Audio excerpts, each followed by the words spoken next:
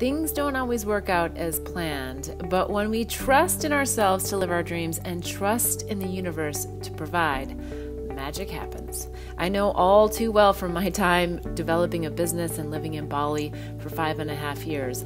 But this is all about Daniel's journey and some really intimate details that occurred after our episode recording. You'll hear some really raw and real stories that will have you on the inside scoop of what it's like to deeply trust through the tears and all the while experiencing gratitude for the big jumps that life puts in front of us. I recommend you grab your tissue box and have a listen to this next little bonus episode. But so tell me again about the trust part. How did all this actually unfold? Well, when you asked me that day, I hadn't left yet. I was just in the process of what I thought was the journey. The journey didn't start till I got here. I think the question you asked in the video was, I said something about I would have planned this out differently. Don't do this. Don't just go on a whim. And the journey for me here was that so much happened when I got here that could not have happened if I had brought any part of my past with me. If I brought any part of my past with me, it would not have worked. And that means that even though I didn't understand, and I'll tell you, for the first, I would say 2 or 3 weeks, I cried every night. What did I do? What did I do? What did I do? Because I didn't understand how I was going to make this happen. I walked onto this property and there was 9 buildings, and you don't think about the 26 bathrooms I had to put stuff in, toilet paper and towels and bed sheets. And it was like, oh my God, what have I done? And I have people coming in 30 days. And so everything that I did to leave, that part when you interviewed me was so different from what happened when I got here. And it almost brings tears to my eyes, because I got here and I realized I was so over my head, and I'm such a risk taker. I just throw the dice a lot. That's just the way I am. And I get here and I'm thinking to myself, and I bring all my friends who I know to come see the property, and they're all like, oh my God, this place is beautiful. And it's so tranquil and it's perfect for you. And then the next thing they said is, oh my God, how are you going to pull this off? And that made me nervous, right? Because they're going, you're going to need an army to make this happen. Well, I'm going, I didn't bring that much money with me. And then I had to deal, and you understand this, dealing with the banks, because it's not the same. You can't just take money and move it around. And so all of a sudden I'm sitting here and I'm going, I've got 30 days to get this ready for the grand opening. And people, oh my God, Beth, people that I had supported for 10 years or plus 10 years, a decade, bringing clients here and doing these spiritual journeys. And I'm talking about business owners. I'm not talking about just workers. I'm talking about people who own their own businesses here. They showed up. The indigenous people of the mountains showed up, and they all came together and said, we won't let you fail. We're going to help you. And it made me cry, because I said, wow. And none of that could have happened if I hadn't just completely let go of my past, completely trusted that the universe was going to take care of me. There was nothing, there was no in between. That's why I'm in the process of writing a book called Radical Detachment. I thought radical mindfulness was important. No, that prepared me to be able to stay focused in the moment, because if I hadn't stayed focused in the moment, I'd have lost my mind. And these people who own businesses, who are, in a higher echelon of the social people here, were in my hotel and in my, buildings, and they were mopping and cleaning bathrooms and going to market with me and helping me learn how to buy these towels and all this stuff. And they brought flowers and food and they just did all this because they said, you know what, we won't let you fail, and you've supported us for a decade. And that's so beautiful. That's it almost makes me cry. It's money in the bank. And when I had the grand opening, which is all on video, I just haven't published it, I said to them, this is all about community. I could have never done this by myself. And all of you are here. All of you that are part of my community that made sure, these crystals are $10, $20, $30, $40,000 each. They brought them in paintings to make sure that the place looked good. Wow. They brought them from their stores and said, we'll just leave them here. Don't worry about it. Don't worry Well, about it. from the interview, I feel like it's still very much a very similar message about divine inspiration and following Yes, it. And now yes. it's really bringing in the extra pearl of wisdom about trusting, The right? trust part, the detachment, there's two pieces to the story, right? That there's the piece where I'm shredding everything and I don't know why I'm doing it and I'm walking away. And then, oh my gosh, Beth, my son came here. Oh, it's going to cry. My son came here and he said to me, he was really upset one day, and he really opened up to me, and he said, Dad, I was angry with him because he didn't even really want to say goodbye. He was with his friends, and I thought, well, he's 18. That's what kids do. And so I had to really let that go. And he says to me, the only reason why I didn't come outside, Dad, was because I couldn't stop crying. I didn't want you to go. But if I had told you that, you wouldn't have come. And so I decided just to cry. What a gift it was for me to hear him say that.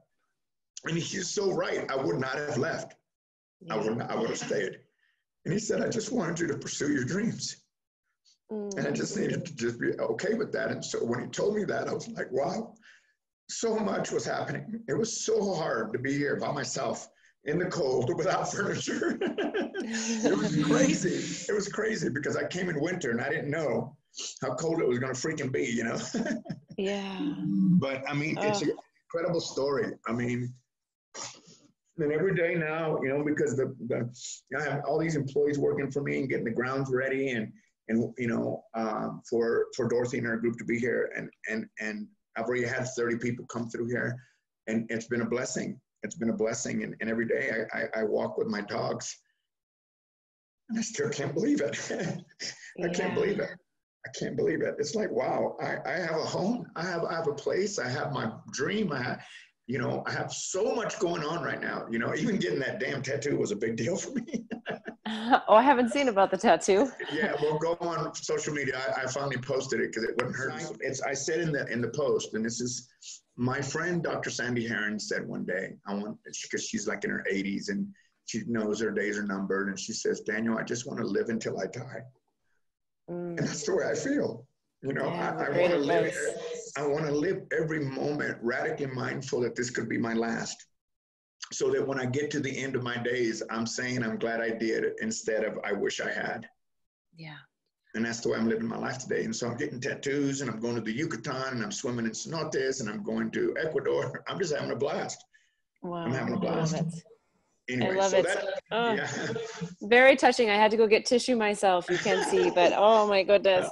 Yeah, Tears it's a beautiful are rolling. story. Yeah, and it just keeps getting better and better and better. And someone said to me, "Do you know why people support you?" And I said, "No." He said, "Because you're such a kind person, and you have such a big heart, and you're always thinking of others. And we just wanted to get back. We wanted to take care of you, And I said, "Boy, I appreciate that."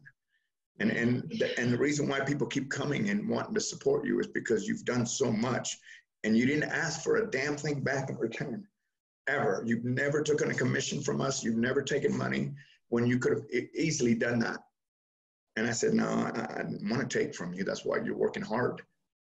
And I didn't need to do that. I didn't need to do that. And it was kind of like Stephen Covey says about, you put money in the bank account, the emotional bank account, and someday you might need it. Well, in that case, I was a millionaire. Yeah. Yeah. I love that. I was an emotional millionaire here.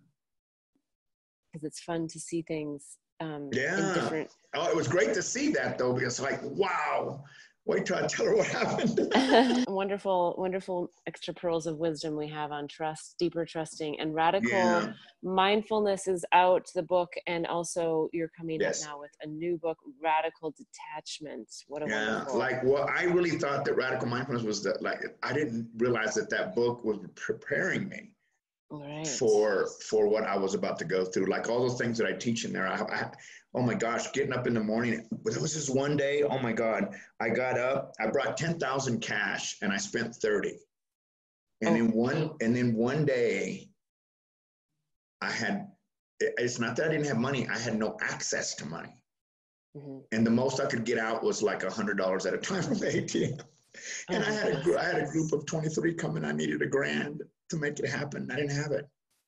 And I was like, what do I do? Whole time I'm thinking about radical mindfulness. I'm thinking about my steps, and I'm thinking about, you're okay. You just got to stay present so you can figure a solution. And I finally went to a friend of mine, and people here don't have that kind of money.